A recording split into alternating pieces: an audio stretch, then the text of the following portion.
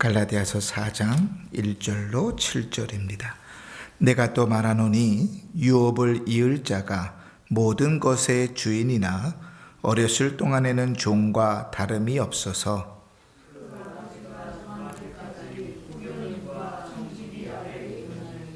이와 같이 우리도 어렸을 때에 이 세상의 초등학문 아래에 있어서 종노릇하였더니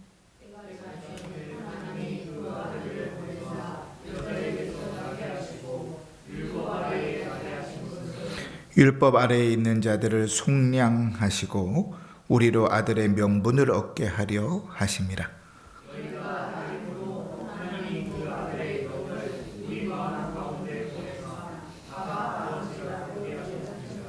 함께 읽습니다. 그러므로 내가 이후로는 종이 아니요 아들이니 아들이면 하나님으로 말미암아 유업을 받을 자니라. 아멘. 오늘부터는 제목이 좀 어렵지요. 기독신자의 자유와 양심의 자유 이렇게 됩니다. 좀 어렵지만 풀어서 설명하면 이런 거예요. 구원받은 신자가 누리는 자유가 있고 그 신자가 누리는 자유로 살아가는 양심의 자유, 신앙의 자유가 있다 하는 것이죠. 이 예수 믿는 사람들이 특히 기독교인들이 조금 더 저는 생각하면 개혁주의를 추구하고 장로교주의를 추구한다는 사람들이 제일 못하는 것, 안 하는 것 중에 하나가 이 자유를 따라 힘써 믿음의 삶을 안 살아요. 그냥 순복음교회 다니는 사람들은 그냥 기도하면 되는 줄 알고 그래도 열심히 하는데 열심이라도 있는데 이 장로교 신자들은 열심이 없어요. 열심이. 이상하지요? 그런데 우리가 성경을 잘못 알아서 그래요. 신자에게 주어진 자유고 어떻게 살아가야 되는가 그 내용들을 좀 우리가 살펴보려고 합니다. 오늘은 그 중에 1절 내용만 좀 살펴볼 텐데 먼저 첫 번째 1절에 1항까지 읽습니다. 시작. 그리스도께서 복음의 제도 아래서 신자들을 위하여 값주고 사신 자유는 다음과 같은 해방과 특권으로 성립된다. 해방의 측면에서 그들이 그 죄책에서 하나님의 정죄하시는 진노에서 또한 도덕적 율법의 저주에서 해방되었다. 자, 그리스도께서 우리를 속량하셨다. 대속하셨다. 좀 쉬운 말로 풀어서 얘기하면 그리스도께서 우리를 대신하여 죽으셔서 우리의 모든 죄를 씻으시고 우리에게 참 자유를 주셨다. 이렇게 이야기할 때 그럼 도대체 그 자유가 어떤 것인가? 그 성경을 살펴보면 크게 두 가지로 나눈다는 거예요. 첫 번째는 해방, 두 번째는 특권 이렇게 둘로 나눈다는 거예요. 그러면 뭐에서 해방됐는가? 우리가 오늘 첫 번째 읽었던 것처럼 죄책에서 해방됐다. 이 죄책이라는 말은 뭐죠?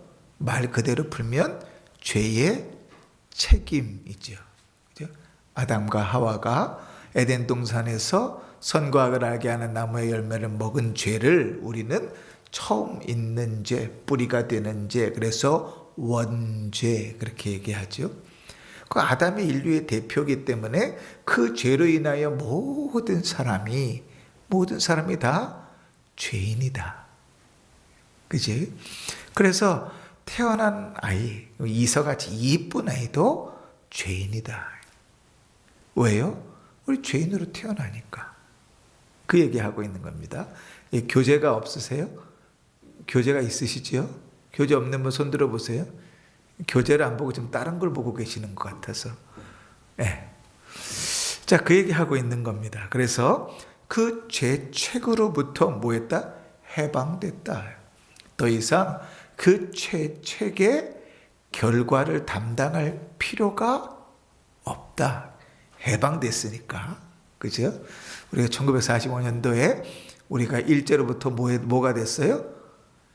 뭐가 됐어요? 뭐가 됐어요? 그죠? 해방이 됐죠. 그래, 해방이 됐죠.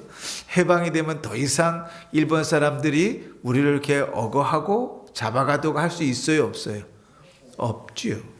그 얘기하고 있는 겁니다. 그리스도께서 우리를 대신해서 죽으시고 우리의 죄를 다 씻으셨으니까 우리가 뭐에서 해방되는가? 첫 번째 그 죄의 책임에서, 죄책에서 해방되었다. 또 뭐에서 해방됐는가? 하나님의 진노로부터 해방되었다. 또 도덕적 율법의 저주에서부터 해방되었다. 이 세 가지의 공통점이 뭐죠? 이 세 가지의 끝에는 뭐가 있어요? 천국이 있을까요? 지옥이 있을까요? 얘기를 잘 들으세요. 이 세 가지 끝에는 천국이 있을까요? 지옥이 있을까요? 지옥이 있죠, 그지? 지옥이 있죠. 죄책으로 누구든지 죄를 지으면 그 죄로 말미암아 사망에 이르르니까 지옥이 있죠. 하나님의 진노 아래에 있으면 뭐가 있어요? 그 지옥으로 가는 거죠. 근데 율법의 저주 안에 있으면 그건 지옥으로 가는 길이죠. 이해가 되시죠? 저를 좀 보세요. 이제 이 오후는 참 어려워요. 그죠? 안 그래도 어려운 거예요. 어려운 건데, 좀 쉽게 설명하려고 하니까, 제가 다른 데서는 이렇게 안 해요. 다른 데서는 더 어렵게 해요. 쉽게 우리 권사님들이 다 이해하실 수 있도록 쉽게 설명하는데, 이해를 못하면 천국 가야 될 사람, 지옥 가야 될 사람은 천국으로 막 보내는 거예요. 조금 전처럼 막 이렇게. 그죠? 죄로 인하여 영혼이 사망에 이르는 지옥 갈 자들을 그리스도께서 대신 죽으셔서 이제 우리에게 해방을 주셨으니까 죄책으로부터 하나님의 진노로부터 율법의 저주로부터 해방되었다. 그지? 해방되었으니까 지옥으로 가지 않고 어디로 가요? 천국으로 가요. 해방됐으니까. 갈라디아서 3장을 읽습니다. 시작. 그리스도께서 우리를 위하여 저주를 받은 바 되사 율법의 저주에서 우리를 속량하셨으니 기록된 바 나무에 달린 자마다 저주 아래에 있는 자라 하였습니다. 디도서 2장 시작. 그가 우리를 대신하여 자신을 주심은 모든 불법에서 우리를 속량하시고 우리를 깨끗하게 하사 선한 일을 열심히 하는 자기 백성이 되게 하려 하심이라. 아멘. 하나님께서 그리스도께 우리를 속량하심으로 말미암아 대신 죽으심으로 말미암아 우리에게 주신 자유가 뭔가? 죄책으로부터 진노로부터 율법의 저주로부터 해방되게 됐다. 두 번째 2번 2항입니다. 그들이 시작. 그들이 이 악한 세상에서 사탄과 관련된 결박에서 또한 죄악의 지배에서 해방되었다. 그리스도께서 우리를 대신하여 죽으셨다는 것은 우리가 그리스도로 말미암아 이제 다시 살아서 천국 간다는 것은 무슨 말인가? 이 악한 세상으로부터 해방됐다는 거예요. 사단의 모든 결박으로부터 해방되었다는 거예요. 죄의 지배로부터 해방되었다는 거예요. 그러니까 이 땅을 살아가면서 두려움과 걱정과 염려로 살아가는 인생이 아니라 오히려 기쁨과 즐거움과 평안함으로 살아가는 인생이 구원받은 자의 인생이다. 그렇지? 자, 갈라디아서 1장 4절이 있습니다. 시작.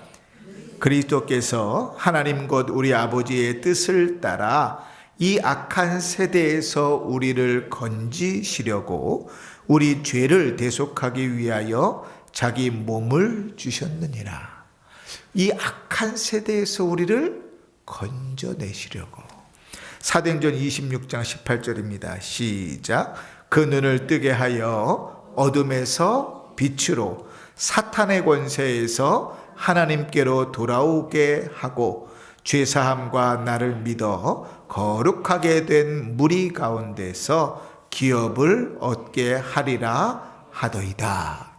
그러니까 예수를 믿는다는 것은 더 이상 사단의 결박 아래에서, 이 저주 아래에서, 괴로운 인생 아래에서 살다가 지옥 가서 끝나는 인생이 아니라 뭐요? 거룩한 하나님의 기업을 얻는 자로 살게 되는 인생이다. 조금 더 구체적으로 얘기합니다. 그게 무슨 의미인가? 3절입니다. 시작. 그들이 해로운 고난에서 사망에 쏘는 것에서 무덤에서 또한 영원한 정죄에서 해방되었다.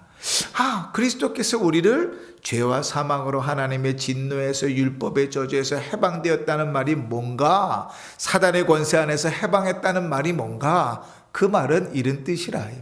이 땅에서 괴로움과 고통과 근심을 만날지라도 더 이상 그것이 우리를 괴롭고 고통스럽고 힘든 것으로 끝나게 하지 않는다.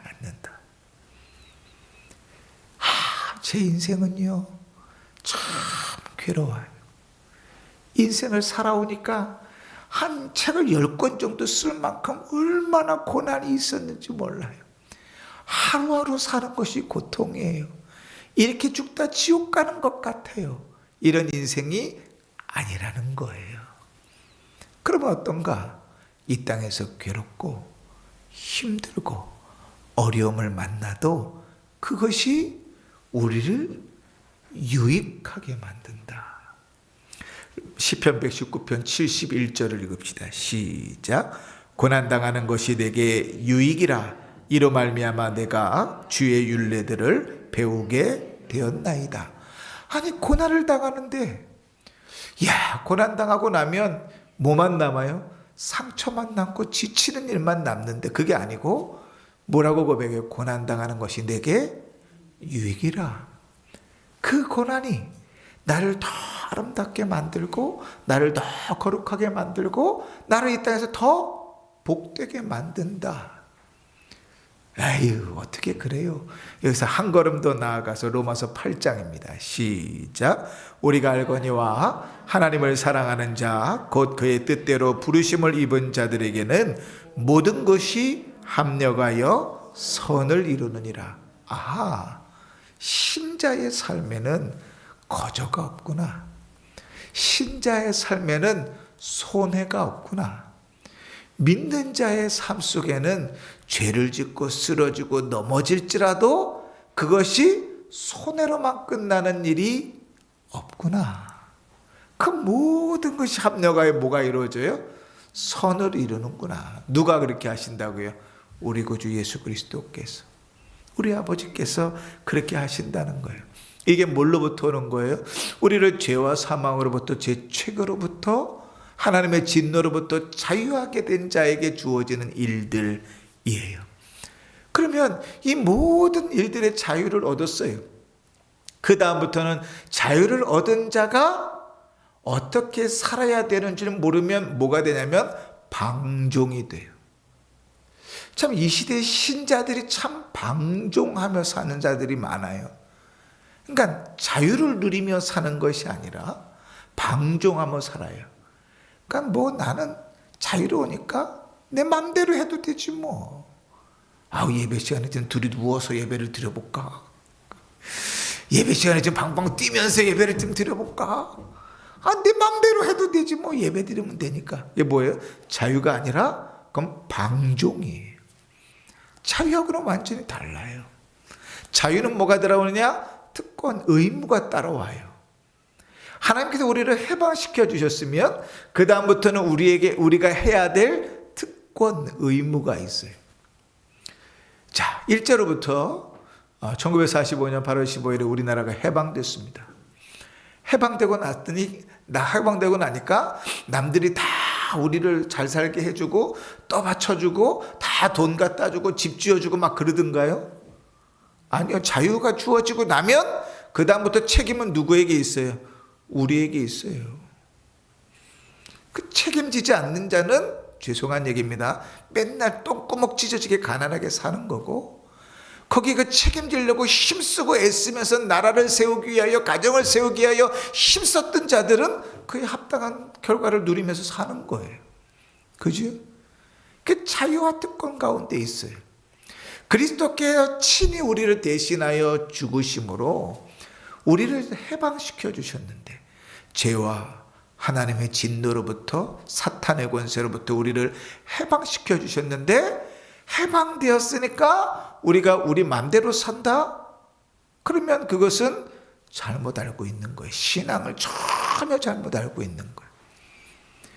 구원을 얻었으니 우리에게 주어진 특권이 있어요.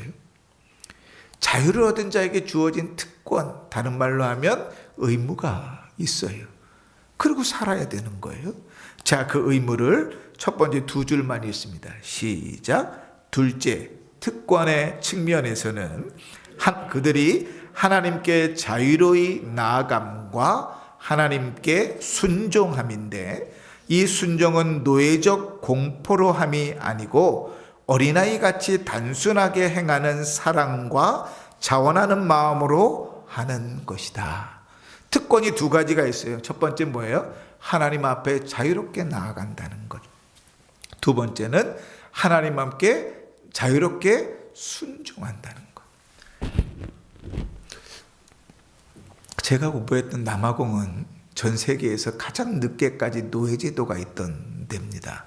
우리 선배들은 노예제도가 있는 상황 가운데 있었고, 제가 공부하러 갔을 때도 이제 그 흔적들이 남아 있었어요. 특히 흑인들은 그 노예적 그 근성이 그대로 남아 있습니다.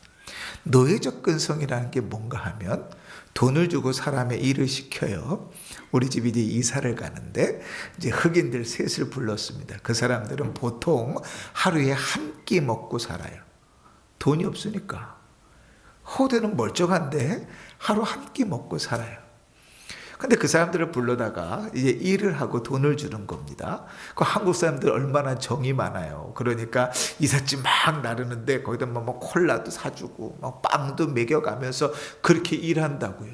그런데 이들이 노예 근성에 쩔어 있어가지고 데리고 일을 할 수가 없어요. 예를 들면 이래요.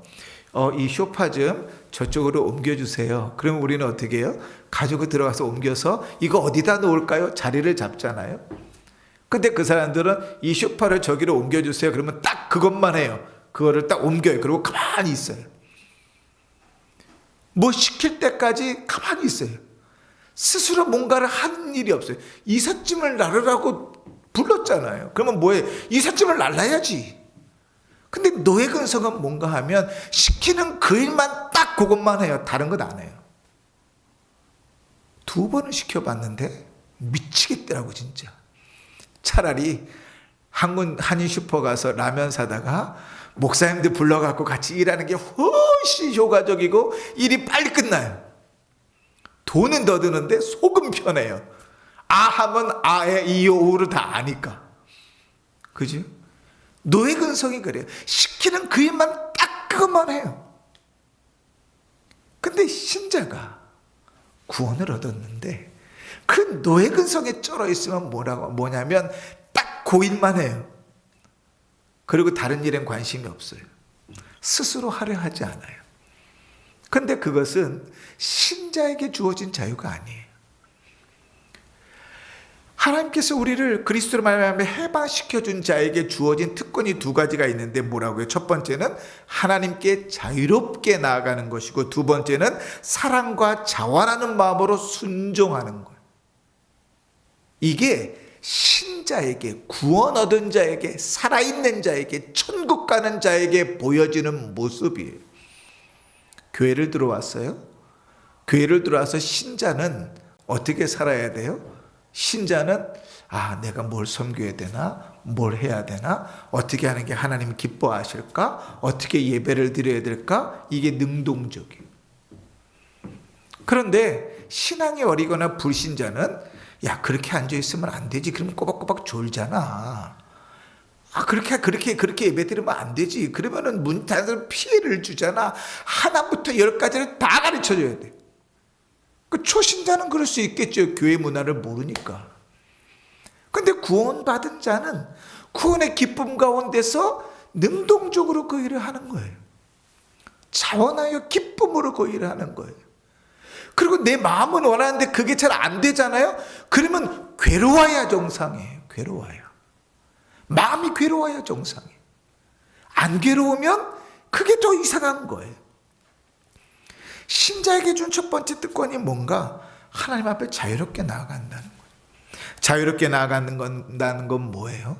언제나 주님 앞에 기도할 수 있고, 언제나 주의 은혜를 구할 수 있고, 마치 누구 같냐면 자식이 아버지 앞에 나가는 것과 같죠. 로마서 5장과 8장을 같이 읽습니다. 시작. 그러므로 우리가 믿음으로 의롭다 하심을 받았으니 우리 주 예수 그리스도로 말미암아 하나님과 화평을 누리자. 또한 그로 말미암아 우리가 믿음으로 서 있는 이 은혜에 들어감을 얻었으며 하나님의 영광을 바라고 즐거워하느니라. 너희는 다시 무서워하는 종의 영을 받지 아니하고 양자의 영을 받았으므로 우리가 아빠, 아버지라고 부르짖느니라. 아멘. 능동적으로 자유롭게 나가는 거예요. 여러분, 제가 꿈꾸는 교회는 그런 교회예요. 성도들이 목사가 신경 쓰지 않아도 그 목사를 근심하게 하지 않고 자기 주어진 삶에서 신앙생활 잘하고 믿음생활 잘하고 뭘 해야 될지 교회를 살피고 서로 돌아보는 일들, 주어진 직분을 잘 감당하는 교회. 그래서 교회가 돌아가는 것. 근데 그게 잘 안 돼요. 그 작은 교회는 더 그래요. 예전에 제가 공부할 때 핸드릭슨 교수님이라고 교회 성장학 교수님이신데 그분이 쓴 책에 보면 이런 얘기가 있어요. 50명 미만의 교회는 목사를 부모로 생각한다. 무슨 얘기인가 하면 하나부터 10까지 부모의 손이 다 가야 되는 애기라는 거예요. 하나부터 10까지 목사가 다 해야 되는 거예요. 이거 하세요, 저거 하세요, 졸지 마세요, 제대로 신앙생활 하세요, 이거 봉사하세요, 저거 봉사하세요를 하나부터 10까지 목사가 다 해야 돼. 어린 애기인 거예요. 근데 똑같은 성도가 500명 이상 1000명 모이는 교회에서는 절대로 그렇게 신앙생활 안 해요. 희한하죠? 이 교회 예배당 가득 차면 120명 정도가 앉는데 가득 차서 120명 예배 드리는데 거기서 지금처럼 신앙생활 안 하게 된단 말이에요. 희한해요. 사람의 심리라는 것이. 우리에게 주어진 특권이라는 게 있어요. 마치 자식이 아버지에게 나아가듯이 그렇게 능동적으로 기쁨으로 나가는 게 구원받은 성도에게, 참 자유로운 성도에게 주어진 특권이라. 시키지 않으면 안 하는 것은 그건 노예적 근성이에요. 자유인이라면 알아서 하고 물어서 해야죠. 그죠? 예? 자, 그 뒤에 이제 위의 모든 복에서를 한번 보십시다. 이제 그 부연적인 설명들이 계속 나와요. 위의 모든 복에서 구약 시대의 성도들도 제외되는 것이 아니다. 그러나 신약의 제도 아래에서는 신자들의 자유와 특권이 훨씬 더 증가되었다. 자, 구약 시대 때 성도들은 어떻게 구원을 얻죠? 구약 시대 때 성도들은 어떻게 구원을 얻어요? 자, 다시 신약 시대의 성도들, 신약 이후의 성도들은 어떻게 구원을 얻습니까? 그 예수 그리스도를 믿음으로 구원을 얻어요. 자, 구약 시대 때 온 성도들은 어떻게 구원을 얻어요? 그렇죠. 그렇게 되면 이단이 되는 거예요. 구약 시대의 성도는 율법으로 제사 지냄으로 구원을 얻는다 그러면 이단이 되는 거예요. 왜냐하면 그리스도를 안 믿는 거니까. 수십 번 했어요, 우리가. 그 구약 시대 때 성도들은 어떻게 구원을 얻어요? 하나님께서 주신 그 의식들을 통해서 오실 그리스도, 오실 메시아를 믿음으로 구원을 얻어요. 아니, 그런 성경이 어디에 있습니까? 성경이 시편에 있잖아요. 다윗이 내가 항상 내 앞에 계신 주를 배웠으며 나로 요동치 아니하게 하기 위해서 내 앞에 계시도다. 그 말씀은 그리스도께서 인용하시잖아요. 다윗이 자기 후손으로 올 자를 주라고 어떻게 고백할 수 있느냐? 구약시대 때 성도들은 하나님께 내려오신 율법을 지키면서 뭘 바라보는 거예요? 그 율법의 원형이신 그리스도를 바라봄으로 구원을 얻어요. 구원을 얻는 것은 구약시대 때 성도나 신약시대 때 성도나 오직 누구밖에 없어요? 예수 그리스도를 믿음으로 밖에 없어요. 그 구약을 무시하고 그 구약을 외면하는 자들이 유대교인들이고, 그 구약의 그리스도께서 일하심 역사하심을 부인하는 자들이 이단들이에요. 그러니까 우리는 어떻게 믿는가? 구약시대 성도들은 오실 그리스도를 바라봄으로 믿음으로 구원을 얻고, 신약시대 이후의 성도들은 오신 메시아 오신 그리스도를 믿음으로 구원을 얻는다. 그래서 오직 구원은 누구로만 얻을 수 있어요? 예수 그리스도로만 얻을 수 있어요. 구약시대 성도나 신약시대 성도나 똑같아요. 그러니 이 모든 구원의 복, 그리스도로 말미암아 대속함을 얻고 참 자유를 얻는 이 모든 복이 구약시대 성도들에게도 예외는 아니죠. 그죠? 그러나 구약시대 때 성도들보다 신약시대 때 성도들이 훨씬 더 그 특권이 풍성해졌다. 왜요? 오신 메시아를 보았으니까. 명확한 주님을 보았으니까 훨씬 더 풍성해졌다. 성령께서 그들을 도우심으로 훨씬 더 그 은혜가 풍성해졌다. 그 내용이 이때 밑에 1번, 2번, 3번으로 이어지는 거예요. 자, 갈라디아서 3장 9절 14절을 읽읍시다. 시작. 그러므로 믿음으로 말미암는 자는 믿음이 있는 아브라함과 함께 복을 받느니라. 이는 그리스도 예수 안에서 아브라함의 복이 이방인에게 미치게 되고, 또 우리로 하여금 믿음으로 말미암아 성령의 약속을 받게 하려 함이라. 아멘. 자, 그러면 어떻게 신약시대 때 성도들에게 훨씬 더 증가되었는가? 1번, 이들은 읽습니다. 시작. 구약시대 이스라엘이 복속했던 의식적 율법의 멍에에서 해방되었다. 구약시대 때 의식법은 왜 주어졌다 그랬죠? 누구를 예표해서? 누가 오지 않아서 아직? 그죠? 그리스도께서 아직 오지 않아서. 그리스도를 보여주시기 위해서 제사법을 만들었죠. 그죠? 어린 양이신 예수 그리스도, 대제사장이신 예수 그리스도. 그 다 왜 있는 거예요? 그리스도를 보여주려고 있는 거예요. 그런데 이제 신약시대에는 더 이상 그 의식의 멍에를 맬 필요가 없어졌어요. 왜요? 그리스도께서 오셨으니까. 그지? 자, 갈라디아서 5장 읽습니다. 시작.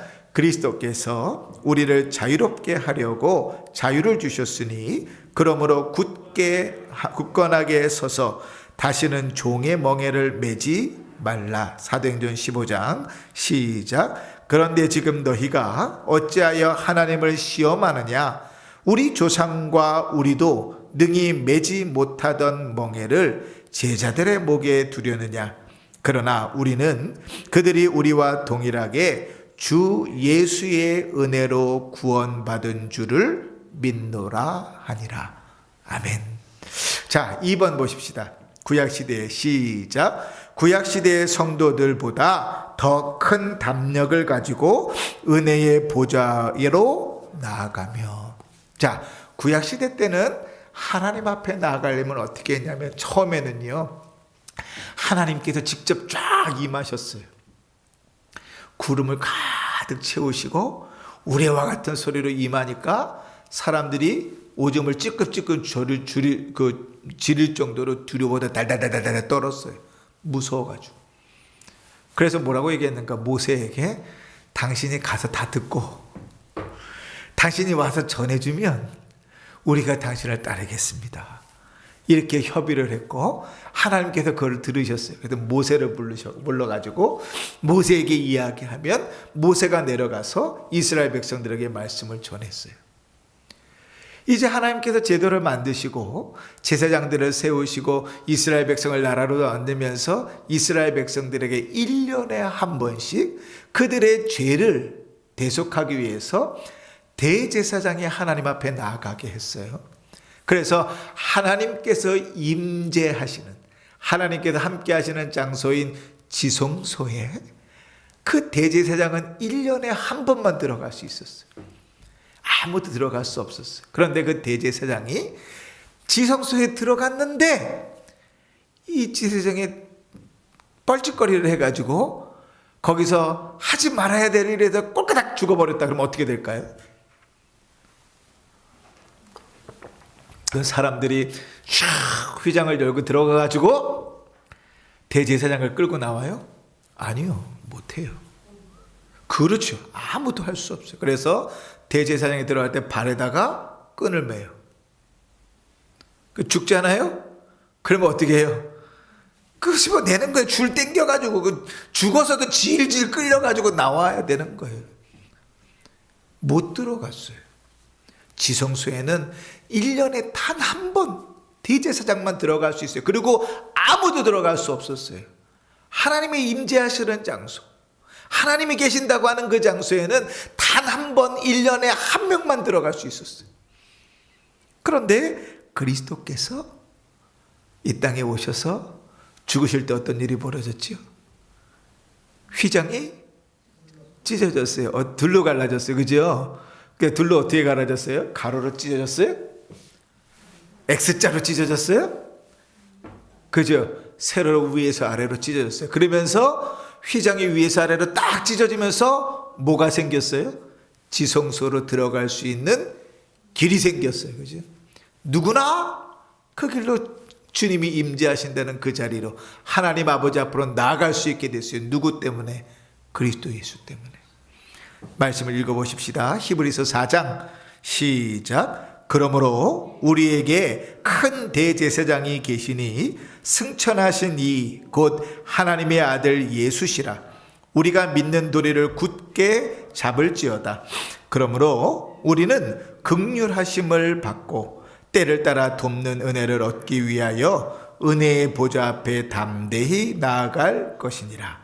10장입니다. 그러므로 형제들아 우리가 예수의 피를 힘입어 성소에 들어갈 담력을 얻었나니 그 길은 우리를 위하여 휘장 가운데로 열어놓으신 새롭고 새로운 산 길이요 휘장은 곧 그의 육체니라. 그러니까 휘장이 뭘 예표한다고요? 그리스도를 예표한다고요. 구약시대에는 그 휘장을 보면서 그리스도를 예표해 나아갈 수 없었어요.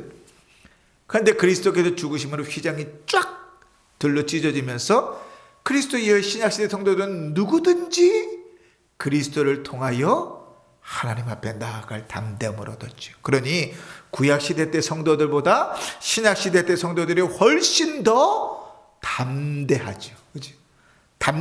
큰 담력을 얻어 주님 앞에 나아갈 수 있죠.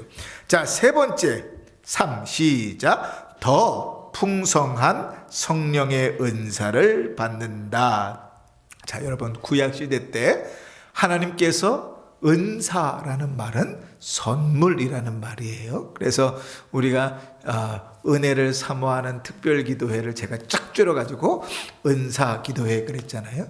그 은사라는 것은 저기 신비주의자들 하는 것 같은 그런 이상한 거 얘기하는 거 아니에요. 은사라는 말의 원래 기본적인 의미는 선물이라는 뜻이에요.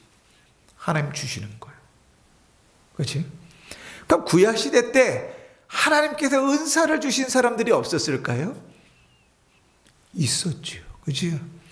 하나님께서 모세에게 휘장을 짓게 하고 장막을 만들게 하고 제사의 기물들을 만들게 할 때 은사를 받은 이들이 모여서 그것들을 다 만들어냈어요.